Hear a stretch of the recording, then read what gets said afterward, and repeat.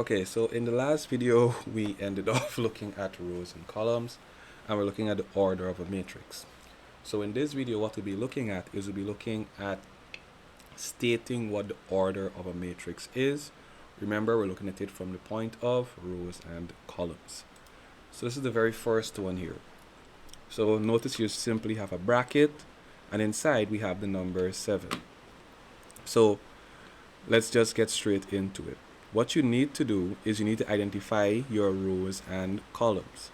So remember, going horizontally, which is going to be in this direction, horizontally there, we would have this as row 1. And then we go vertically, this is column 1. Therefore, this is a 1 by 1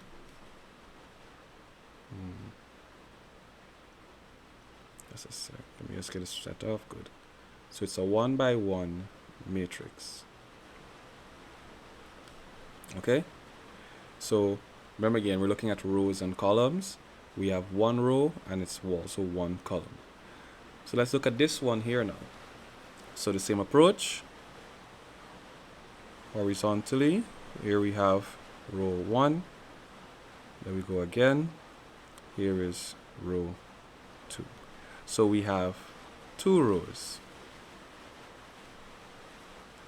and when we go vertically, we have 1 column. So this is a 2 by 1 matrix. Let's look at the next one now. Here, we will go horizontally. Here is our row 1. So it's 1 row. Now we come here. This is column 1. And this is column 2. So it is a 1 by 2 matrix. The next one here now. We go across. This is row 1. Go across again. This is row 2. We come here. Column 1. Here. Column 2. So we have 2 rows and 2 columns. Now for most of CXE, you actually stop here, but let's now test your understanding of rows and columns. We're looking at some more complex ones. So here, let's start off. So this is my row 1. Here is my row 2. And here is row 3, meaning we have 3 rows. Moving on, here is my column 1. Here is column 2. Here, column 3. Here, column 4. And here is column 5. So this is a 3 by 5 matrix. Moving on here now, we go across here. So we have 1 row, and then let's come here. This is column 1. Here is column 2. Here is column 3. And here is column 4. So we have 1 row and 4 columns. So I hope you understand it's very simple to understand the order of the matrix.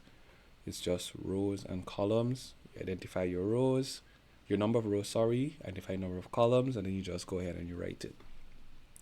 So this is the last one for this video now. This is row 1, row 2, row 3, row 4. Now looking at our columns, just column 1, This is column 2.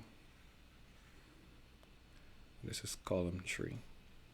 Therefore, we have 4 rows and 3 columns.